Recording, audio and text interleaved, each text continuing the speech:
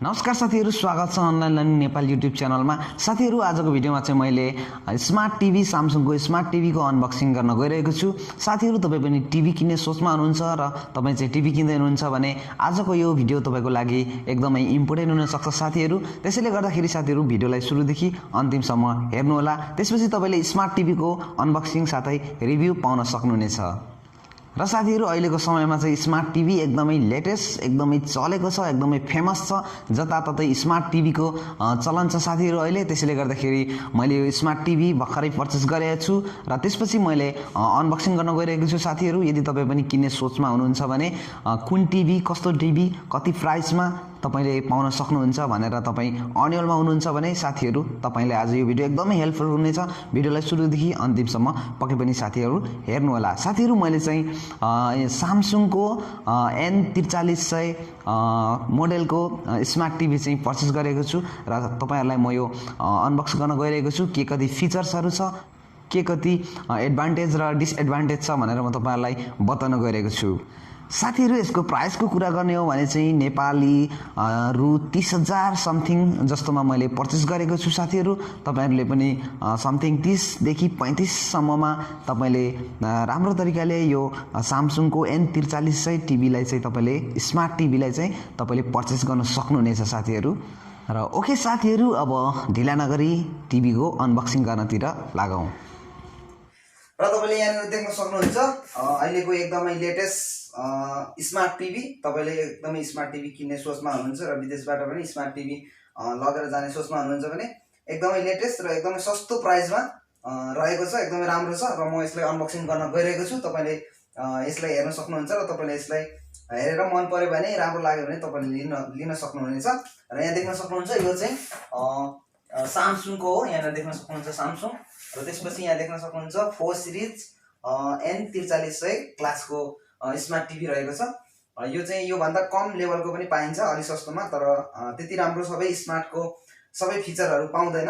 यहाँ चाहिँ स्मार्टको सबै फिचरहरु तपाईले पाउन सक्नुहुन्छ र यो भर्खरै चाहिँ मैले पर्चेस गरेर ल्याएको छु साथीहरु। र म तपाईलाई अनबक्सिङ गरेर देखाउन गइरहेको छु। कस्तो छ तपाईले हेर्न सक्नुहुन्छ र मन पर्यो भने तपाईले किन्न सक्नुहुन्छ। र यो चाहिँ अहिलेको एकदमै लेटेस्ट स्मार्ट टिभी रहेको छ। ओके, अब हामी यसलाई अनबक्स गरौँ। म यसलाई खोल्ने छु। यहाँनिर टेपलाई म काट्ने छु।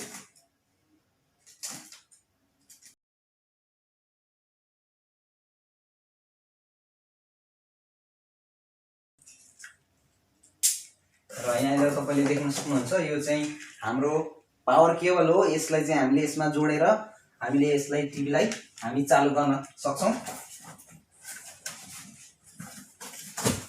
र त्यसपछि तपाईले यहाँनिर एउटा म्यानुअल युजर देख्न सक्नुहुन्छ। टिभीलाई कसरी युज गर्ने, कसरी चलाउने भन्ने कुरो तपाईले यहाँबाट हेर्न सक्नुहुन्छ। र त्यसपछि तपाईले यो स्ट्यान्ड हो, यसलाई स्ट्यान्ड, टिभीको स्ट्यान्ड तपाईले युज गरेर टिभीलाई राख्ने काम गर्न सक्नुहुनेछ। र अब हामी यसलाई निकालौँ र अब हामी हेर्नेछौँ यसलाई राख्दियौँ। र म चाहिँ अब फाइनल्ली टिभीलाई निकाल्न गइरहेको छु। यसलाई म अलिकति साइड लगाउँछु।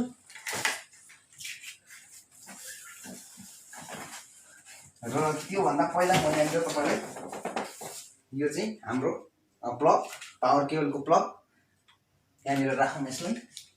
र तपाईले यहाँ रिमोट देख्न सक्नुहुन्छ। यो चाहिँ रिमोटबाट तपाईले यसलाई चलाउन सक्नुहुन्छ। यसलाई यता राख्नु एकैछिन। र फाइनल्ली म चाहिँ यो टिभीलाई निकालिरहेको छु साथीहरु। तपाईले यहाँ देख्न सक्नुहुन्छ एकदमै राम्रो स्मार्ट टिभी। तपाईको घरलाई चाहिँ यसले, यो स्मार्ट टिभी मात्रै नभइकन साथीहरु तपाईको घरलाई एकदमै स्मार्ट बनाउने छ यसले। किन भन्दाखेरि मोबाइलमा जति भएको इन्टरनेट फंक्सनहरु, मोबाइलमा युट्युब, फेसबुक, ट्विटर, आइफ्लिक्स सबै तपाईले यसमा हेर्न सक्नुहुन्छ वाइफाई कनेक्ट गरेर। र तपाईले यहाँ देख्न सक्नुहुन्छ यहाँ चाहिँ यो 5 वर्षको वारेन्टी तपाईले यसरी यहाँनिर टाँसेको देख्न सक्नुहुन्छ। र फाइनल्ली यहाँ तपाईले देख्न सक्नुहुन्छ सामसङ स्मार्ट टिभी। र अब हामी यसलाई कनेक्ट गरौँ। र तपाईले यहाँनिर चाहिँ डबल HDMI पोर्ट पाउन सक्नुहुन्छ साथीहरु। HDMI 1 र HDMI 2 यसको एकदमै राम्रो फिचर रहेको छ साथीहरु। डबल HDMI पाउन सक्नुहुन्छ। र तपाईले यहाँ देख्न सक्नुहुन्छ USB, तपाईले यहाँनिर USB जोड्न सक्नुहुन्छ। त्यसपछि यहाँनिर चाहिँ तपाईँले अडियोलाई तपाईँले आउटपुट लान सक्नुहुन्छ। तपाईँले टिभीको अडियोलाई बाहिर बुफरतिर जोड्न चाहनुहुन्छ भने यसबाट जोड्न सक्नुहुन्छ र यहाँबाट चाहिँ तपाईँले पावर कनेक्ट गर्न सक्नुहुन्छ टिभीमा र यहाँ तपाईँले पावर केबल चाहिँ कनेक्ट गरेर टिभीलाई अन गर्न सक्नुहुन्छ। र अब म यसलाई चाहिँ यहाँनिर पावर जोड्छु र तपाईँलाई म टिभी अन गरेर देखाउनेछु।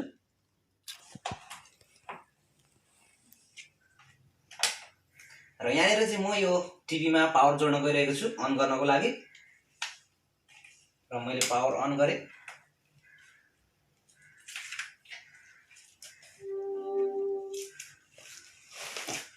र तपाईँले देख्न सक्नुहुन्छ यहाँनिर टिभी अन भइसकेको छ र अब यसपछि चाहिँ तपाईँले यहाँनिर सबै कुरा यहाँ देख्न सक्नुहुन्छ। लाइभ टिभी तपाईँले यहाँ च्यानल हेर्न सक्नुहुन्छ र यतापट्टि तपाईँले चाहिँ विभिन्न देख्न सक्नुहुन्छ नेटफ्लिक्स, युट्युब, त्यसपछि सबै यहाँनिर इन्टरनेटहरू तपाईँले हेर्न सक्नुहुन्छ। र सबैभन्दा पहिला अब हामी यसलाई वाइफाई कनेक्ट गर्नतिर जाउँ। कनेक्सन गाइडमा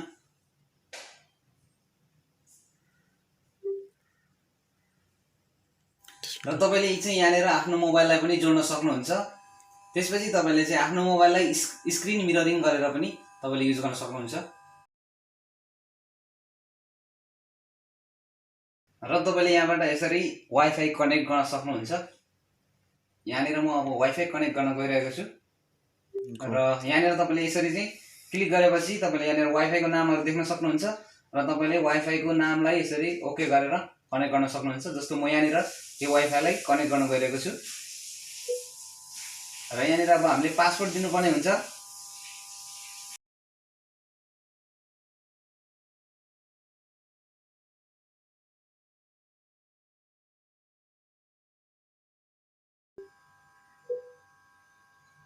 र यहाँनिर कनेक्टिङ भइरहेको छ वाइफाई तपाईँले देख्न सक्नुहुन्छ र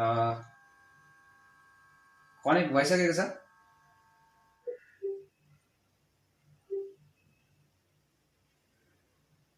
र तपाईँले देख्न सक्नुहुन्छ यहाँनिर युट्युब ओपन भइसकेको छ साथीहरू।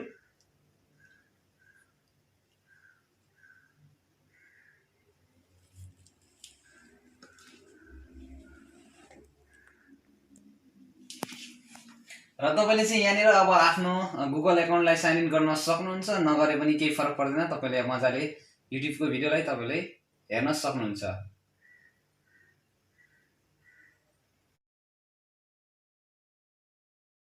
हेर्न सक्नुहुन्छ स्मार्ट टिभीमा साथीहरू। वाउ,